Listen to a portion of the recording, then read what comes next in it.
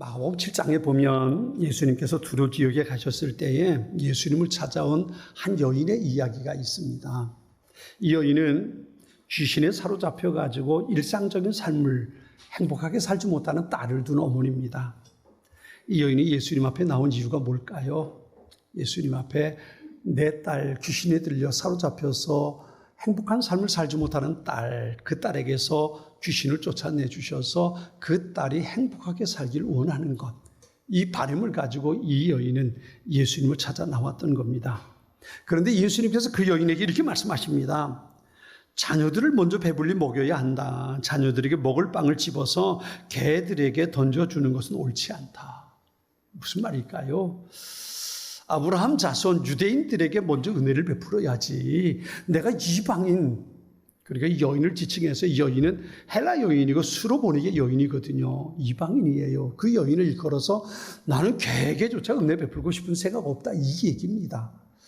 어떻게 보면 예수님께서 매정한 것 같지만 아마도 예수님께서 이 여인이 얼마나 간절한 소망을 가지고 있는지 그걸 테스트하고 싶은 것, 그런 의미였던 것 같아요. 그런데 놀랍게도 이 여인이 예수님 앞에 이렇게 말합니다. 주님, 맞습니다. 그러나 상 아래에 있는 개들도 자녀들이 흘리는 부스러기는 얻어먹습니다. 무슨 말이겠어요? 맞습니다. 난 개 같은 사람입니다. 개 같은 사람이지만 내게도 부스러기의 은혜는 좀 베풀어 주실 수 있지 않겠습니까? 이 얘기지요. 딸의 행복을 위해서 이 엄마는 자기가 개 취급당하는 것을 기꺼이 받아들인 겁니다. 이 엄마의 간절한 소원을 보신 예수님께서 그 여인의 딸에게서 귀신을 쫓아내 주시지요.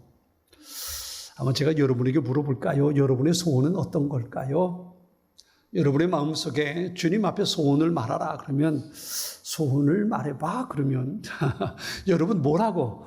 주님 내 소원 이겁니다 라고 말할 수 있을까요? 근데 오늘 함께 말씀을 나눠보고 싶은 건 우리의 소원이 아니고 하나님의 소원입니다. 하나님께서는 어떤 소원을 가지고 계실까? 우리가 하나님의 소원을 창세기 1장에서부터 요한계시록 마지막 장까지를 통해서 우리가 살펴볼 수 있습니다. 과연 정말 하나님께서 원하시는 것이 무엇일까? 창세기 1장 1절 그렇게 시작하죠. 하나님이 태초에 천지를 창조하셨다. 세상의 모든 것을 창조하신 사건이 창세기 1장 1절에 시작이 됩니다. 그리고 하나님께서 천지를 창조하시는 모습이 기록이 돼요. 그런데 그렇게 창세기 1장부터 시작되는 창조 사건의 핵심이 무엇이었냐면 하나님의 형상대로 만들어진 인간들이 행복하게 사는 거였어요. 여러분 보세요. 첫 번째 날부터 여섯 번째 날까지 모든 것을 창조하시잖아요. 그런데 그 하나님께서 만드신 순서를 가만히 생각해 보면 알 수 있어요. 첫 번째 날 빛이 있으라, 빛이 있었고요. 그렇게 여섯 번째 날까지 다 만들어 놓으시고 맨 마지막 날, 맨 마지막 순서로 만들어 놓은 것이 바로 인간들이잖아요. 아담과 하와. 그것도 어떻게 해요? 하나님의 형상대로 하나님을 닮은 존재로 그들을 만들어 놓으셨어요. 그리고 그들을 어디에 살게 하셨냐 하면 에덴 동산에 살게 하십니다. 이 말이 무슨 말이냐 하면 첫 번째 날부터 여섯 번째 날까지 아담과 하와가 만들어지기 전까지 하나님께서 창조하신 모든 것들은 아담과 하와가 행복하게 살아갈 수 있는 모든 환경입니다. 모든 조건이에요. 만일에 아담과 하와를 첫 번째 날 만들어 놓으셨다면 그들은 죽었을 거예요. 숨쉴 공기가 없잖아요. 태양이 없잖아요. 머물 수 있는 땅이 없잖아요. 먹을 수 있는 음식도 없고요. 아무것도 없잖아요. 그런데 그 모든 것을 미리 첫 번째 날부터 여섯 번째 날까지 다 만들어 놓고 그 다음에 완벽하게 조건이 되어지고 나니까 그 다음에 아담과 하와를 만드신 거예요. 그리고 뿐만 아니라 에덴 동산 만드셔서 그걸 아담과 하와에게 선물로 주시는 겁니다. 너희들이 행복하게 사는 것이 내 소원이다. 이게 하나님의 창조 사역 가운데 우리가 볼 수 있는 거잖아요. 그런데 아담과 하와가 어떻게 합니까? 하나님께서 행복하게 살기를 원하셔서 에덴 동산에 그들을 주셨는데 거기서 그만 하나님을 등지고 하나님의 말씀을 어기고 선악과를 따먹어요. 그리고 에덴 동산 추방당합니다. 그리고 그들을 기다리고 있는 것은 죽음의 공포였어요. 하나님께서 그걸 보시고 얼마나 안타까우셨던지 이대로 두면 안 되겠다. 그래가지고 하나님께서 찾아내신 것이 누구냐 하면 아브라함이잖아요. 아브라함을 통해서 하나님 부르실 때 이렇게 말씀하십니다. 내가 네게 복을 주어 너로 모든 사람들에게 복의 근원이 되게 하겠다. 내가 네게 복을 주어서 너로 인해서 세상의 모든 사람들이 내가 주고자 하는 행복한 삶을 살게 될 거다. 그리고 아브라함을 부르시는 거예요. 그렇게 만들어진 것이 이스라엘과 유대인들이거든요. 그런데 보세요. 그 이스라엘이, 아브라함의 후손인 이스라엘이 그 역할을 제대로 감당하지 못하는 거예요. 하나님께서 주시는 행복한 삶을 살 수 있도록 말씀을 주시고 율법을 주시고 선지자들을 보내주시는데 그 말씀대로 그들은 살지 못해요. 그러면서 얼마나 욕심이 생겼던지 이건 우리 거야, 너넨 안 돼. 그리고는 이제 아브라함의 자손들 유대인들로만 방어막을 딱 쳐놓잖아요. 근데 지들만이라도 좀 잘 살지 말이에요. 그런 아브라함의 자손인 이스라엘이 하나님을 등지고 떠나버려요. 하나님께서 더 이상 소망이 없다고 생각하셨는데 그래도 하나님의 소원은 변치 않는 거예요. 나를 닮은 존재로 만들어진 인간들이 행복하게 살았으면 좋겠는데 저대로 살면 너무 불행한데 이게 하나님의 마음 아픈 사건이었어요. 그래서 하나님께서 그 문제를 해결하기 위해서 직접 이 세상에 사람의 몸을 입고 오시잖아요. 그분이 누굽니까? 그분이 바로 예수님이잖아요. 이 인간들에게 두었다간 도무지 소망 없겠다. 내가 가서 저들에게 행복한 삶을 내가 줘야겠다. 그리고 이제 하나님께서 사람의 몸을 입고 이 땅에 찾아오신단 말이에요. 요한복음 1장 12절 이렇게 말씀하세요. 그분을 영접한 사람들, 곧 그분의 이름을 믿는 사람들에겐 하나님의 자녀가 되는 권세를 주셨다. 요한복음 14장 6절은 이렇게 말씀하세요. 내가 곧 길이요 진리요 생명이니 나를 통하지 않고서는 아버지께로 갈 자가 없다. 예수님께서 길이 되어 주셨어요. 자, 나를 통해서 아버지께로 가라. 나를 통해서 너희는 하나님의 자녀가 될 수 있고 하나님께서 너를 위해서 준비하신 행복한 삶, 그 삶을 너희가 살 수 있어. 자, 나를 통해서 하나님께 가. 하나님께서 이 땅에 오셔서 우리를 위해 길을 만들어 놓으신 거예요. 통로를 만들어 놓으셨어요. 그리고 그 길을 통해서 하나님께서 우리가 행복하게 살기를, 죽음의 공포 속에 살지 않고 영원한 천국을 꿈꾸며 살 수 있는 그런 존재로 우리를 불러주셨단 말이에요. 이것이 어디까지 이어지냐면 요한계시록까지 이어지는 거예요. 그러니까 우리를 향한 하나님의 소원이 무엇일까? 세상의 모든 것을 창조하신 창조주 하나님의 소원이 무엇일까? 한마디로 말하면 그겁니다. 하나님을 닮게 만들어진 우리가 행복하게 살아가는 것, 그것이 바로 하나님의 소원이 되는 겁니다. 수르보닉의 여인, 귀신에 들린 딸을 위해서 그 어머니는 자기가 개 취급받는 것을 기꺼이 받아들였습니다. 맞습니다. 나는 개 같은 존재입니다. 그렇지만 개라도 부스러기는 먹을 수 있지 않겠습니까? 어머니가 딸을 위해서 자신이 개 취급받는 것을 기꺼이 맞이한 것처럼 예수님께서는 우리가 행복하게 사는 그것을 위해서 십자가의 모진 고난 속에 당신의 생명을 내어주셨던 겁니다. 이것이 바로 하나님의 소원입니다. 디모데전서 2장 4절은 이렇게 말씀하십니다. 하나님께서는 모든 사람이 다 구원을 얻고 진리를 알게 되기를 원하십니다. 이것이 바로 우리를 향한 하나님의 뜻이에요. 세상의 모든 사람들이 예수님을 알고 예수님을 통해서 구원을 받고 예수님을 통해서 하나님의 자녀가 되는 것, 하나님께서 그들을 위해 준비하신 영원한 생명, 천국의 삶을 그들이 살아가는 것, 이것을 바로 하나님께서 원하고 계시는 하나님의 소원이라는 거예요.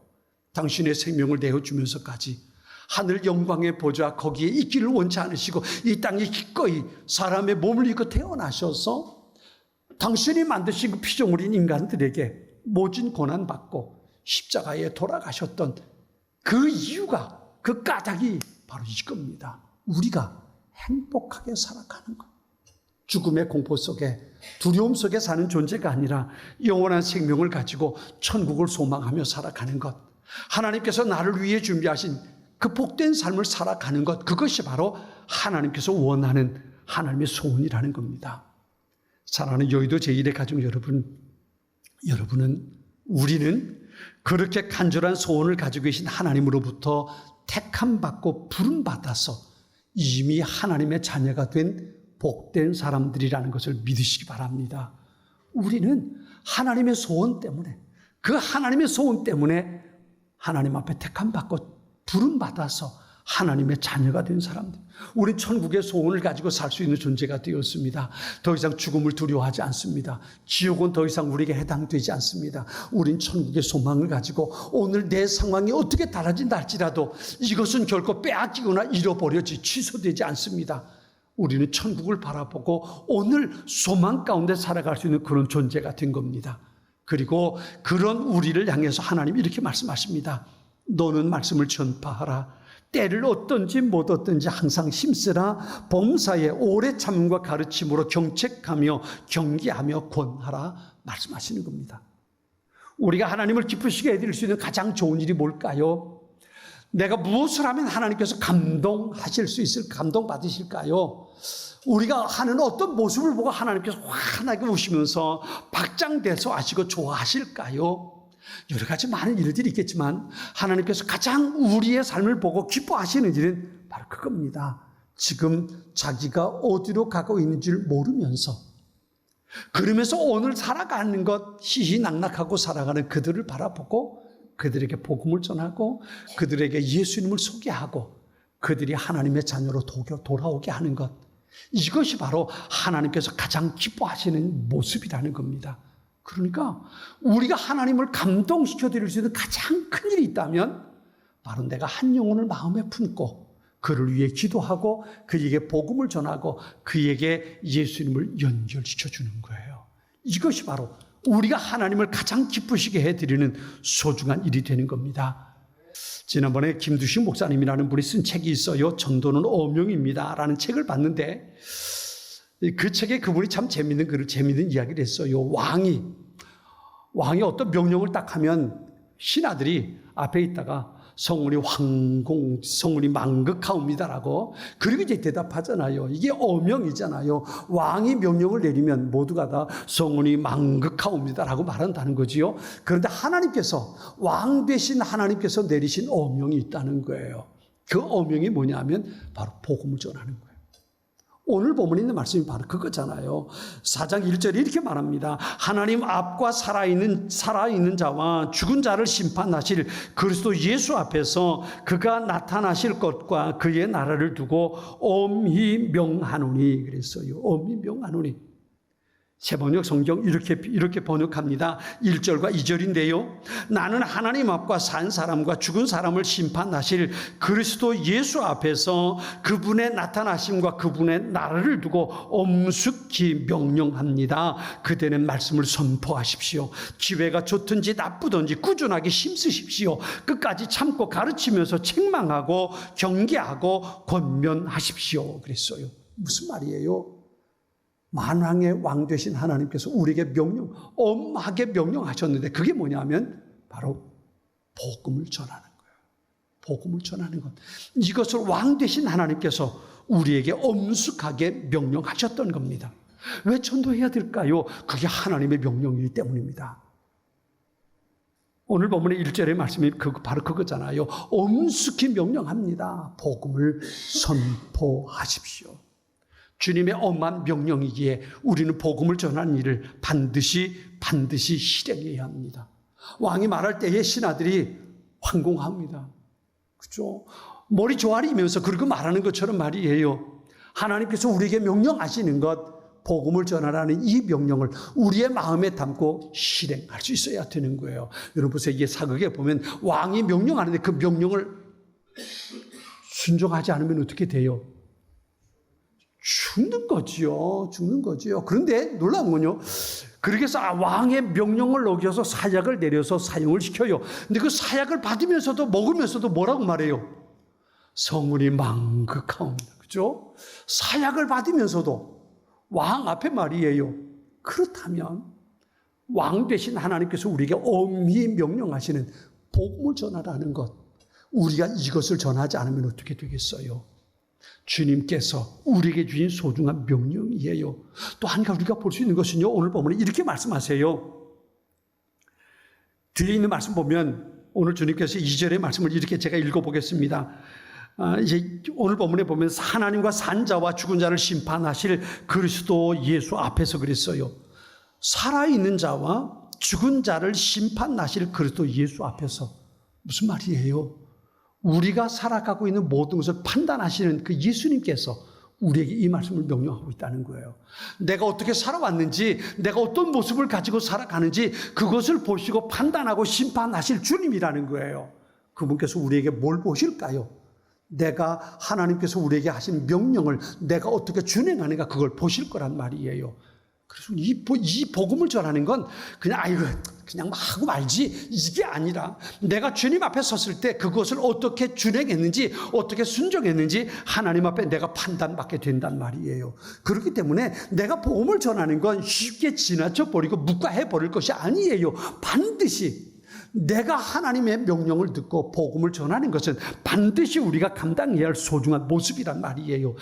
그래서 오늘 본문의 2절은 그렇게 말합니다. 그대는 말씀을 선포하십시오. 기회가 좋든지 나쁘든지 꾸준하게 힘쓰십시오. 끝까지 참고 가르치면서 책망하고 경계하고 권면하십시오. 그랬어요. 기회가 주어지든지 없든지 상관하지 말고 때가 있든지 아니든지 상관하지 말고 기분이 좋든지 나쁘든지 이거 구분하지 말고 수시로 어느 때든지 어떤 상황이든지 복음을 전하는 일을 우리가 감당해야 된다는 거예요. 이게 바로 우리가 감당해야 할 모습이에요. 복음을 전하는 일이 왜 그리 급할까요? 왜 중요할까요? 누군가에게 내가 복음을 전하는 것이 왜 중요할까요? 이유는 한 가지예요. 우리의 사람의 인생이 언제 끝날지 우리는 아무도 모르잖아요. 대구에 김길복이라는 집사님이 계세요. 이분이 천국에 혼자 갈 수는 없잖아요 라는 책을 쓰신 걸 제가 봤어요. 근데 이 책에는 그분이 전도하면서 간증의 내용을 그 책에 기록해 놨는데요. 이분이 이런 고백을 썼어요. 그 책을 보면서 제가 기록을 해 놨는데요. 사랑하는 사람을 지옥불에 방치해 두고 나 혼자 천국에 갈 수는 없잖아요. 여러분 감동이 없습니까? 사랑하는 사람이 지옥에 가는 것을 내버려 두고 나 혼자 룰루랄라 하면서 천국에 갈 수는 없잖아요. 이분이 이것 때문에 복음을 전하고 전도하기 시작했다는 거예요. 사랑하는 내 남편이, 사랑하는 내 아내가, 사랑하는 내 아이들이 지옥에 가는 거 뻔히 보면서도 나만 천국 가고 빠이빠이 지옥 잘 가? 그리고 가는 건 너무 악한 것 아니냐는 거예요. 그래서 이분이 그때부터 전도하기 시작했대요. 뿐만 아니라 한 가지 더 동기가 있는데 이런 거예요. 잘 아는 이웃집에 있는 젊은 주부가 있는데 그 주부를 전도해야지라고 작정했대요. 전도해야지라고 생각했는데 그냥 언제 좀 기회가 되면 전도해야지라고 생각했는데 어느 날 이 젊은 주부, 이 주부의 남편이 그만 자살한 일이 생겼어요. 어떤 일이 생겨가지고 그 일을 자기가 감당하지 못하니까 그만 자살해버리고 만 거예요. 그 집에 문상하러 갔는데 문상하러 가서 문상하기 위해서 그 앞에 엎드렸는데 내가 죽였구나 싶은 생각이 들더라는 거예요. 내가 죽였구나. 내가 좀 더 일찍 전도했더라면 자살하지 않을 수도 있었을 텐데 내가 전도하지 않고 내버려 뒀더니 언젠간 내가 해야지라고 내 마음속에 묵혀두고 있었더니 그만 이렇게 죽었구나. 나 때문에 죽었구나. 이런 생각이 들더라는 거예요. 그래서 이분은요, 어딜 가든지 이 말씀 때를 얻든지 못 얻든지 어딜 가든지 만나는 사람들마다 체면불구하고 복음을 전하기 시작했다는 거예요. 이분이 하는 그 책 가운데 어떤 얘기가 나요. 전도한 사람과 한 사람이 어떤 사람이냐면 목욕탕 가서 전도했대요. 목욕탕 가서 다 벗고 목욕하면서 옆에서 자기 이제 딱 씻고 있는데 옆에 앉아서 닦고 있는 사람이 있길래 그 사람 보고 아이고 제가 등 밀어드릴게요. 그 등에 비누 칠하고 때 밀어주고 그러면서 전도했다는 거예요. 전도하니까 자기가 등 비누 칠하고 밀어주니까 그동안 꼼짝 못하고 거기 앉아있으니까 그렇게 밀어주는 동안 전도했다는 거예요.